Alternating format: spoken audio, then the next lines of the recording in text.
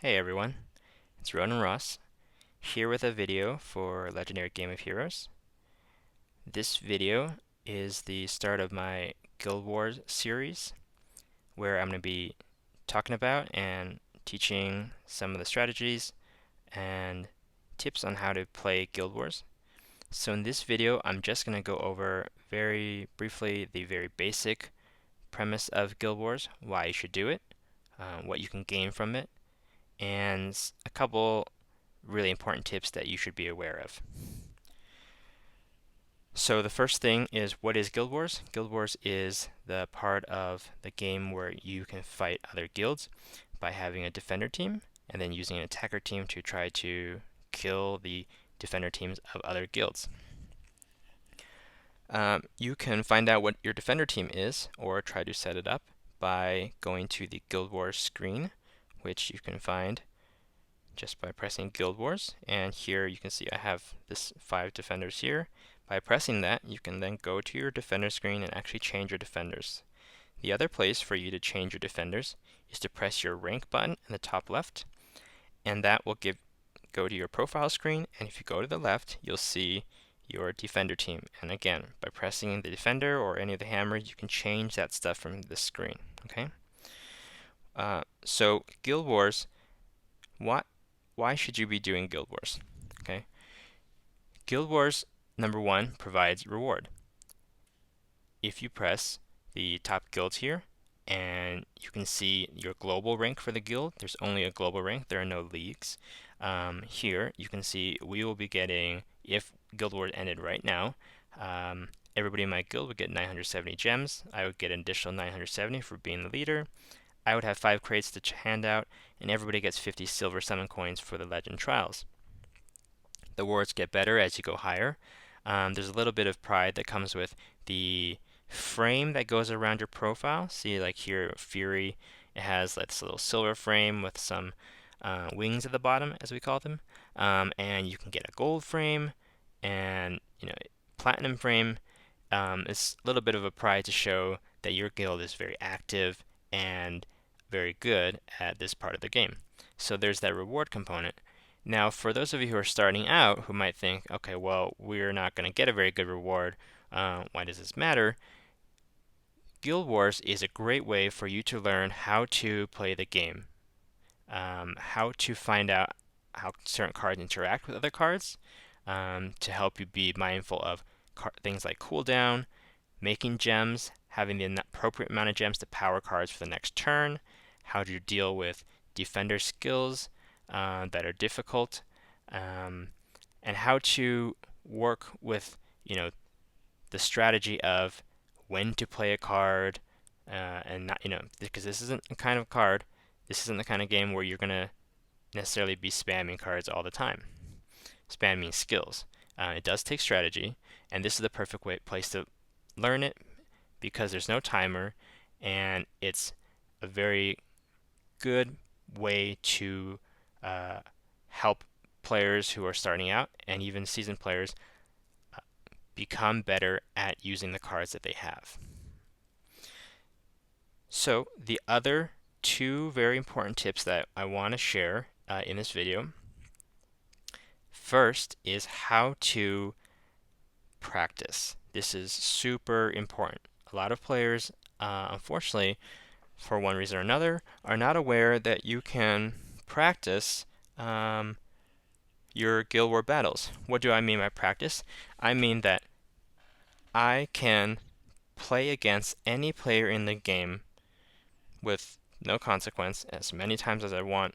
I can try out different teams and see what the results might end up being like. So, how do we do that? So let's go into my Guild War battle here. I'm not going to fight anybody, but let's look at this first player here.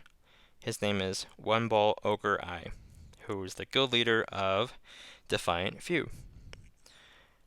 Let's say I want to fight him, and let's say that I may have a deck, but I'm not sure how that deck will fare, and I don't want to go into the battle and just lose on the first guy or maybe on the second guy because I wasn't prepared for something that was going to happen in the battle.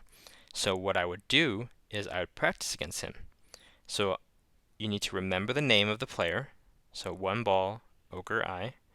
And then, just like you search for a player to maybe add as a friend, you go to your message, your inbox, go to the Friends tab, and type in the name of the player you want to practice against. So, one ball, Ogre I. Okay. The case doesn't matter. So here, this is his profile. All you have to do is go to the left, just like we do in our own rank button on the top left, and this is his defender team. And if you see here, between chat and collection, the practice button is now lit. If you go to any other team, the practice button is actually darkened. That means you can't practice against these other teams. You can only practice against the defender team, which is the leftmost team in their deck. It's always the one on the furthest left, okay?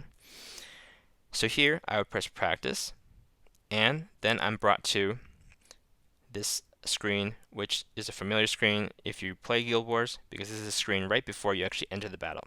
But you'll notice very important at the top, it says practice skirmish. Okay, sometimes when you're tired, you might accidentally think you're going to be doing a practice, but you actually enter a real battle. I've done that, so always make sure to check at the top that it says practice skirmish, which means you can do this without any consequence. And you would choose the team that you think you can use, and then you just go ahead and press battle, and you can actually practice against this player.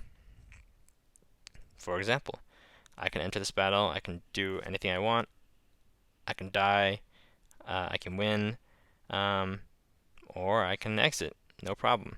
So this is a great way for you to see if you can defeat somebody. And in fact, I recommend this for beginning players, intermediate players, advanced players, because things can happen in a battle that you're not aware of. There's a certain amount of randomness for gem spawning, where they spawn, and sometimes the plan of attack that you have isn't perfect, and you might not it might not work out in the actual battle, so you might want to run the practice a few times. One thing to be aware of for when you're practicing against players is that the deck that you're practicing against is the deck that they currently have set up. So this is what he has in his profile right now. And actually, if this player wanted to change one of these wardens for some other one right now, he could do that, and that's what I would see, and that's what I would practice against. However, what you're actually fighting against in Guild Wars is what they set up at the time Guild Wars started. So Guild Wars here started about 12 minutes ago. So that's the team that he had at 12 minutes ago. So he could have changed his team after that on purpose to try to trip people up who want to practice against him. Or sometimes, people are evolving their cards, and they may have evolved their cards, or they acquired a new card, and they just popped it in. Okay? So just be aware that sometimes you might actually practice against a team that's in a different order than what you'll actually face, and that's just because you can only practice against the live team that they have, live deck that they have that they can change. So you should be aware of that when you are choosing to practice. Most of the time, especially when you're starting out and you're being an intermediate player, people aren't changing their decks all the time to try to trip you up, so you can practice against them. And honestly, I would say that if there's somebody that you think you can beat, but then you don't end up beating them, you would still run some practice on that person and trying to learn from your mistake. You can practice on yourself and on your guildies. If you just go to your guild, you go to the info section, you can choose any player in your guild. Same thing, scroll to the left, and you can practice on them. So you can give them feedback on their team, what they can do based on how you would attack them.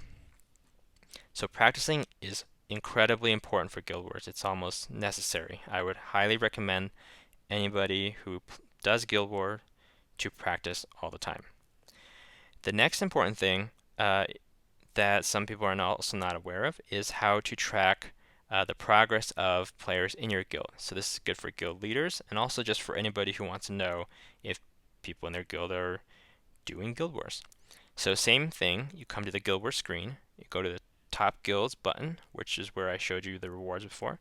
But now we're going to press the tab on the right, which says your guild.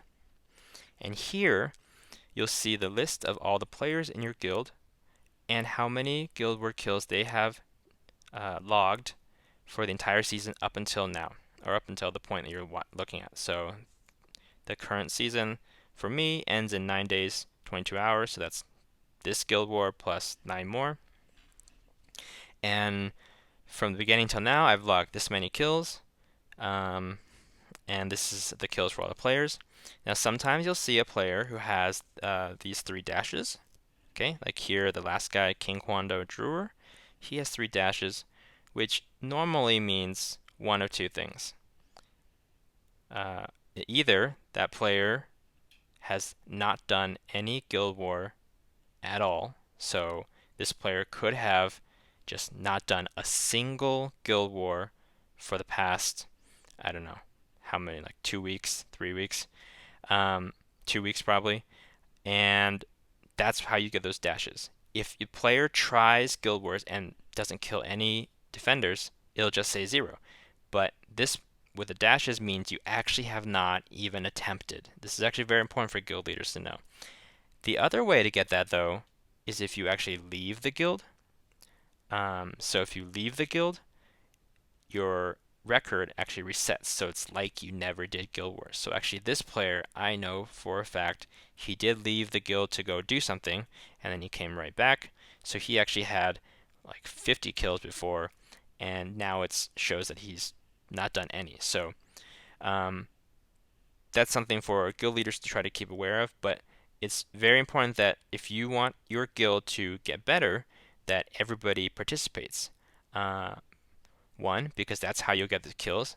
And also, something I forgot to mention is that your Guild Wars score, the most that any one player can get is 5 kills by killing 5 defenders.